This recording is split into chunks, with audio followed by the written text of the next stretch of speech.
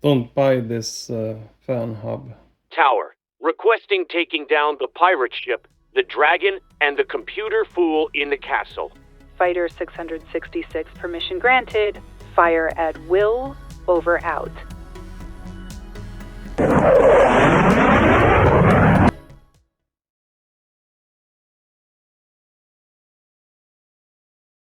Yeah, here we got the GTX 1070. The user and the owner of this graphic card, he tried to blow it. I can still see some dust. It looks like it have been opened. Two things. One is a dust and the second thing is a thermal paste. Let's open it. Since this is a blower style cooler, the procedure is a little bit different. These are really small.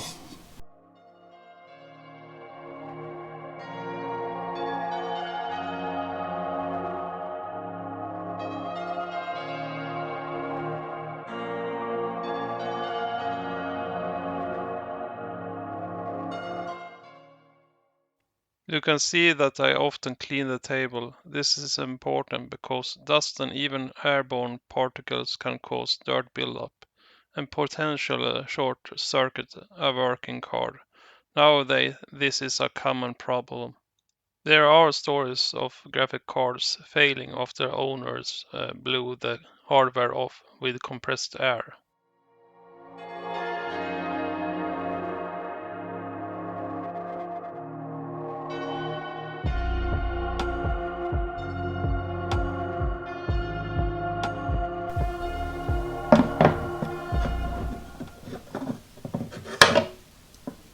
Okay. So you don't have to unscrew these.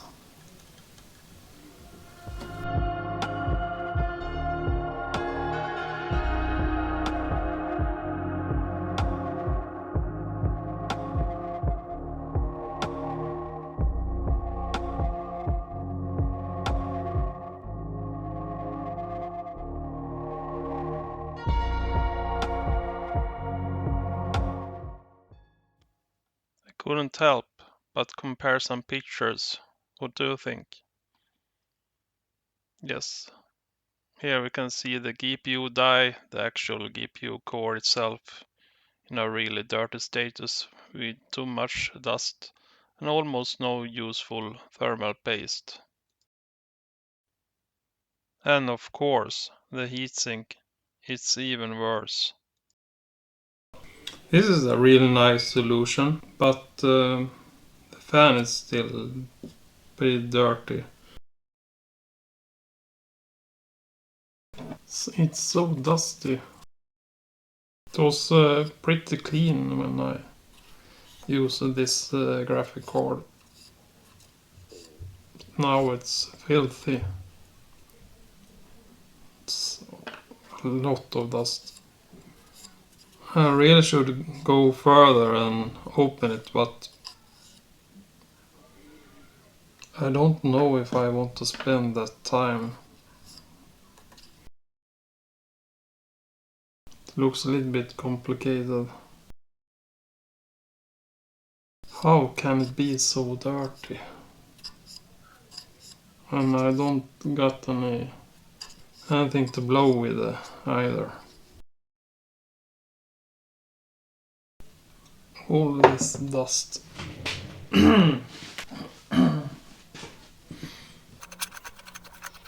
Yeah, you can use compressed air and special compressors as well to blow it.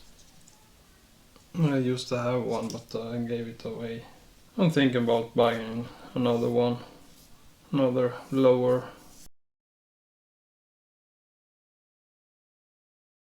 Yeah, iPad is almost gone as well.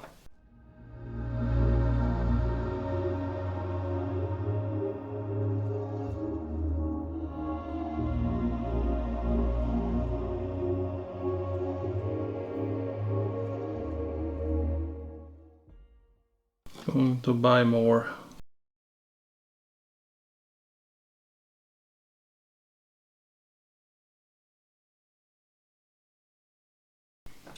Really dirty.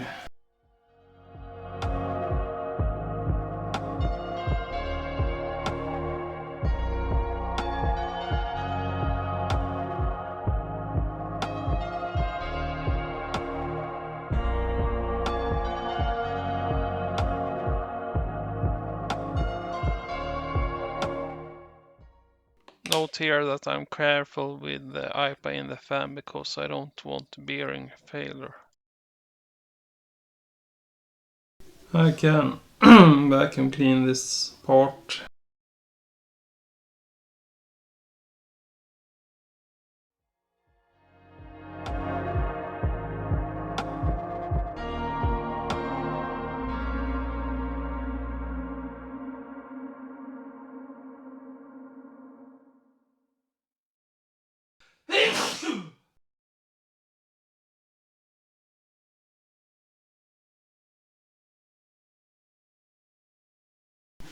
So that's it.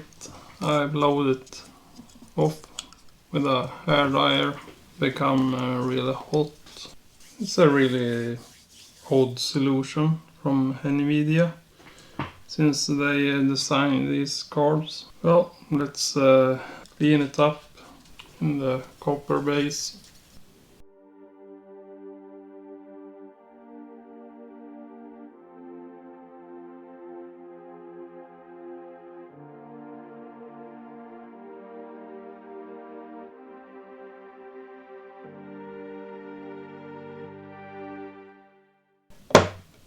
The dust is like trapped inside of this fan. When it comes to GPUs, I usually like to apply some extra thermal paste.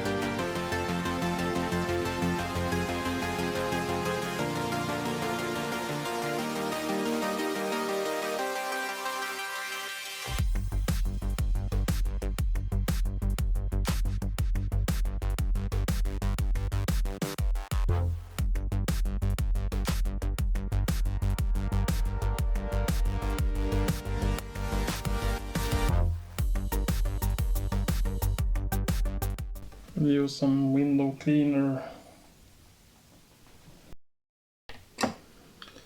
1, 2, 3.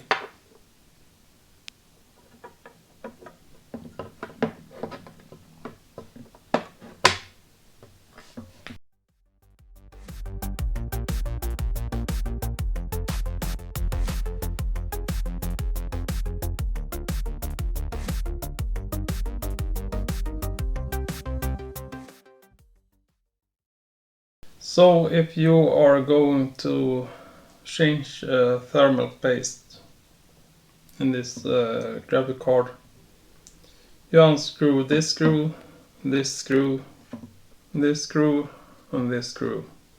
And also the screw over here, the screw over here. And then you unscrew in the back plate just a little bit, so it's possible to get this shield out. And then you unscrew the 4 screws underneath it. So you don't need to unscrew any cover, just unscrew the back plate a little and then the shield. So let's go on.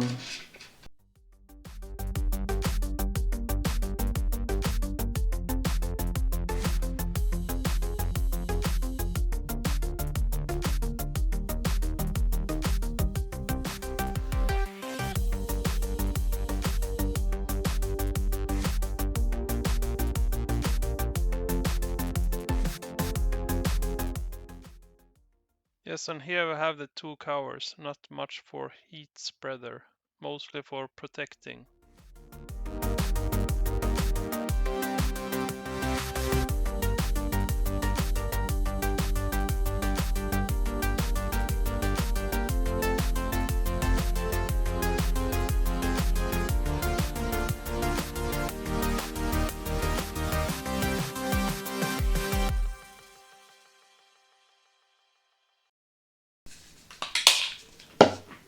Take the golden finger one more time.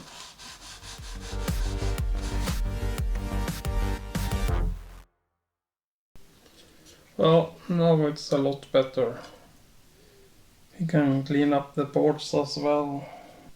Do the screws in the bracket. So now it's finished. This graphic card will be used temporarily in the computer that is being given away. It's always possible to make things better, and that was the case with this PC that I was going to give away. I had been using this PC for 2 years and it didn't look so bad. Cable management looked messier than it actually was. It was not a lot of dust to clean up, but I was going to change some parts. The case, it's a deep cool Macube 110 black, and it's possible to buy it now as well. They shipped out with a single layer of paint, else it's a really nice budget case. It's a small case, but it supports radiators in the top. Don't buy this fan hub.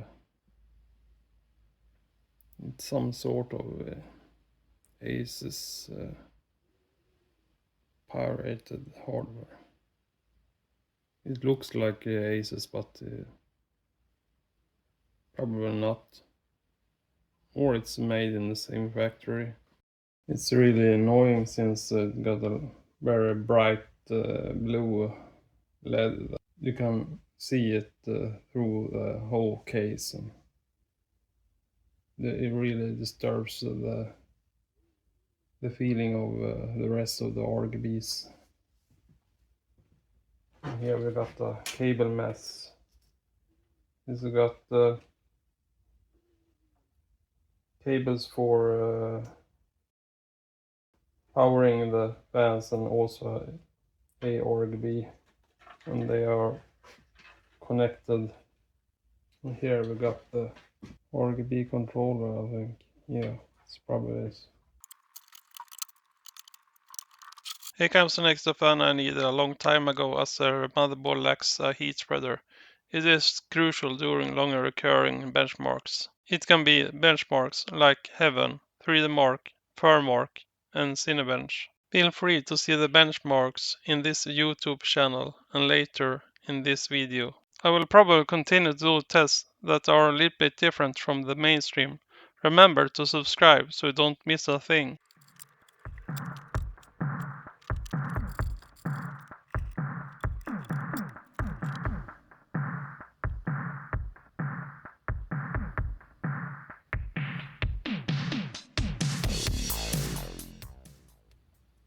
Nice. Let's try it. Looks promising. So here we got a RGB.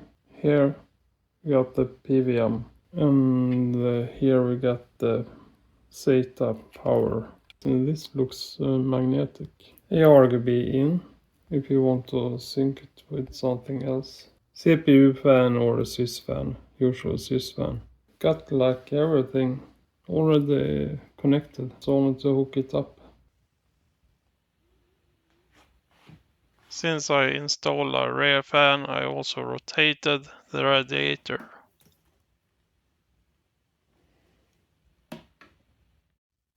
The modification is done since before.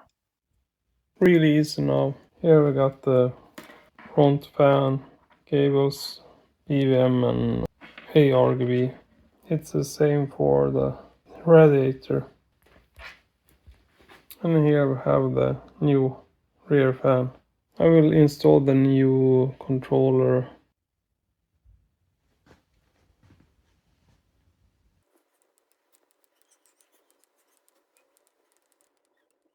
Here's an 40 controller, a surprisingly solid product for just $15 to $20 or around 150 Swedish yen kronor. But there's something strange about this QR code. When you scan it with an Android phone, it takes you straight to an online store and even fills your shopping cart automatically, whether you want it or not. I connected the reset cable here, so now I can change the color mode using the reset button. At first I thought this controller would be awesome. It has all the right connectors like PWM and ARGB, but it turns out it can only use one ARGB socket, since many of these fans don't support ARGB connectors at all.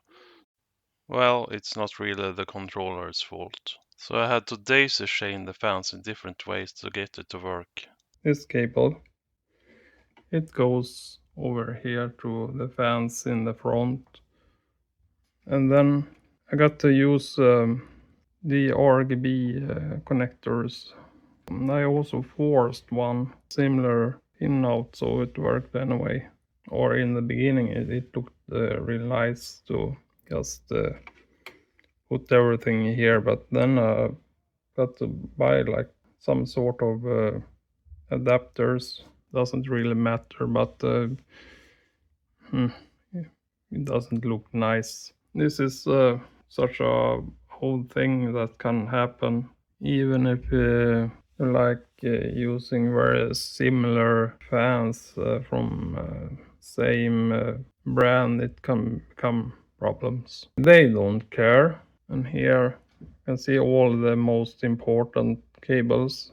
I also think like just keep it like this and then cut all the RGB and fan as like subsystems. Throw in the controller in the driveway. I sacrificed 2 cable ties, one here and also one here, to keep everything in place so it will not end up in the fan or something like that. I don't want it to rattle around a lot, so it's not a lot of cable ties in this build. One thing I think is important is to use tape on some connectors so it will not short circuit. And now put the side plate on it within the graphic card and boot it up and install Windows. Yes, here we got some compromises.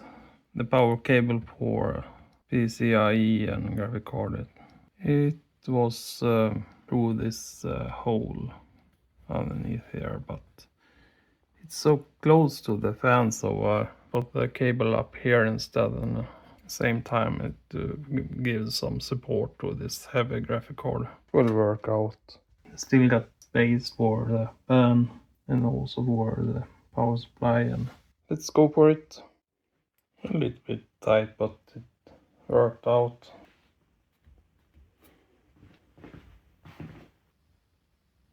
It got some space.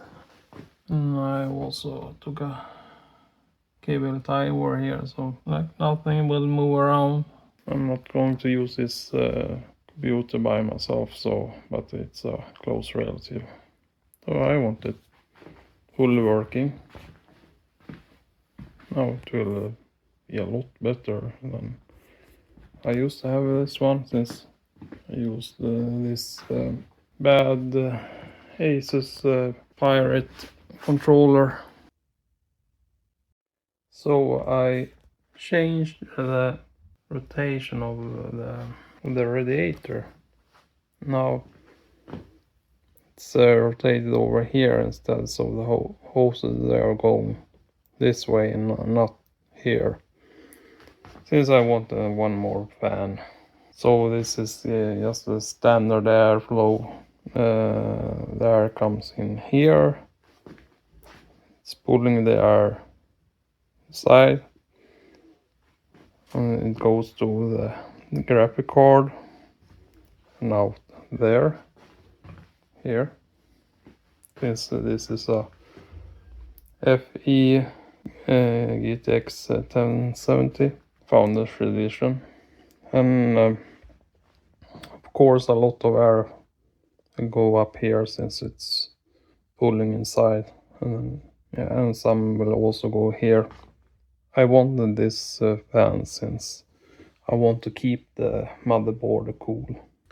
And it got a new NVMe disk, and since it's a faster Gen 3, I don't need any heatsink on it. It's a Seagate I've been laying around for a while, 2 terabytes. Of course, we could use a positive air pressure as well.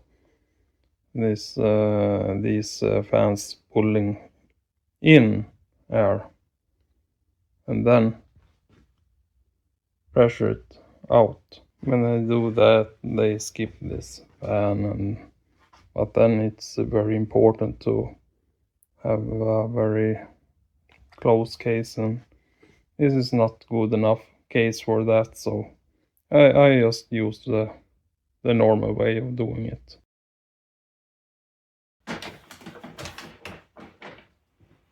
I bought some stuff. Biltema air duster, electronic cleaner, silicone, and IPA. This will be a party.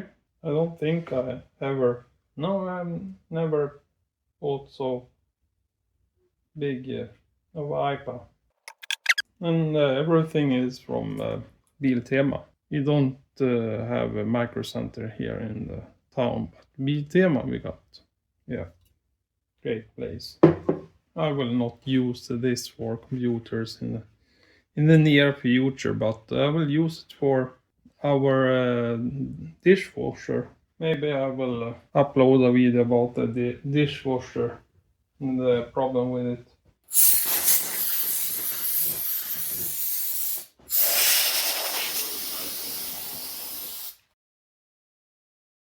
Now it was time for the most important thing, testing. I connected the PC to my monitor and wireless stuff, and I installed Windows 11 using a USB stick. Then I flashed the motherboard BIOS to the latest version.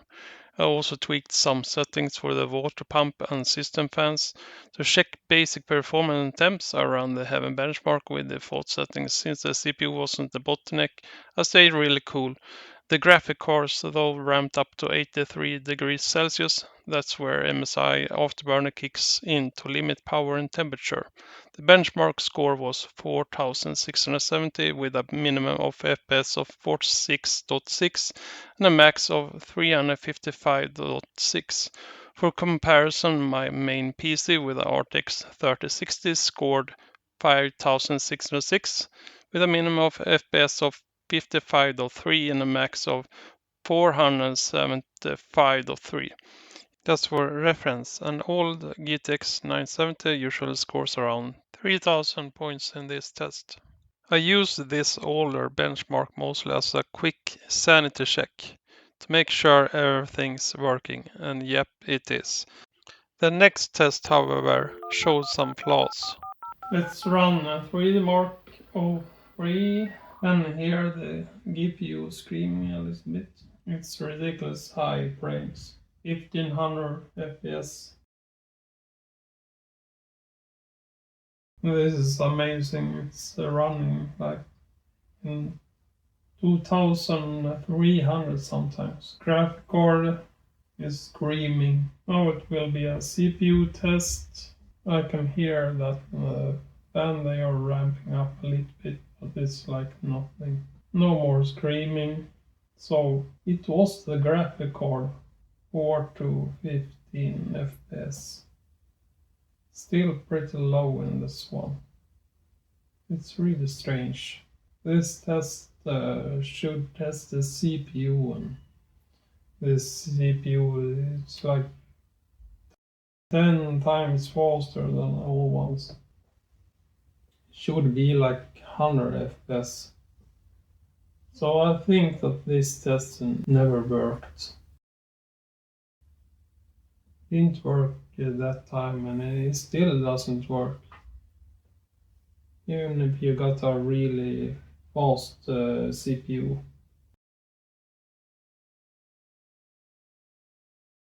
even if it's running like one core or one thread, it shouldn't be any problem. Maybe we'll get another result with the Intel CPU, I don't know. No problem in the other test. Here we have an example with the ragdoll physics. Yes, we got the result. 139,539. Of course, pretty irrelevant, but we could see how the graphic worked. Let's do a complete Windows update. It can take hours to do. Bye bye old computer, I hope you will get fun in the new home.